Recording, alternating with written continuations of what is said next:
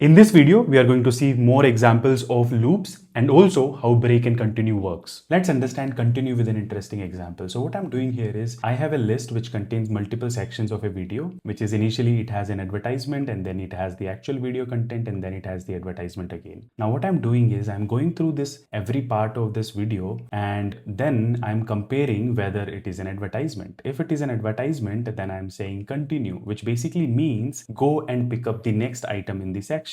Right, and I will do it every time I see an advertisement. I will just continue, which is basically I will click on that skip button whenever I see an ad. If I don't see it as an advertisement, I will basically watch my video part that I have. Right, so let's run it in a debugger mode so that I can show you line by line how it is working out. So we are at line number 1 and I'm going to pick up first part of the video, which is an advertisement, and I will go to the continue and I will move and pick up the next part, which is an actual video content, and that's why I will go to the line number 7, which is watching video part. And when I do it, you will see that in the console it will be printed.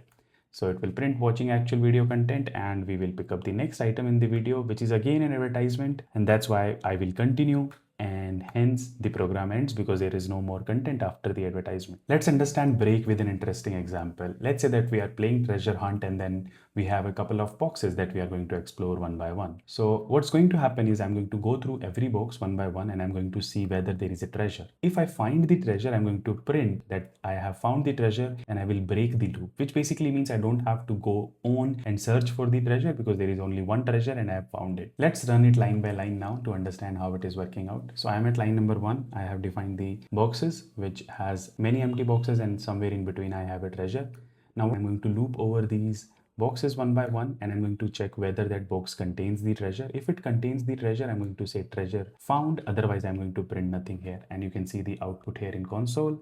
And I'm going to say again nothing here because the box is empty. And this is the box which contains the treasure, and that's why what will happen now is, even though I'm at the second last element of the list, I will print the treasure found and I will break it, which basically means I will not check further because I know that there is only one treasure and I have found it and I have won the game. Right? So this is how break works. Let's look at this example. So initially I say correct password is Python, and then I have a flag which says was password correct equals to false. And then this loop basically go over 3 times, and every time what it does is it asks the user to enter the password. And then that password is going to be compared with the correct password, which I have hard coded as Python. And if it comes out to be true, in this case, I will say was password correct equals to true, and I will print access granted. And then I will break out of the loop. Now, once I'm done with the loop, I will have a if condition. If was password correct is false, which will only remain false if you have never entered the password correctly. And that's why if you have attempted 3 times and your password was not correct, you will see the message of account logged. And then finally, I'm just printing I'm here now. Let's have a breakpoint here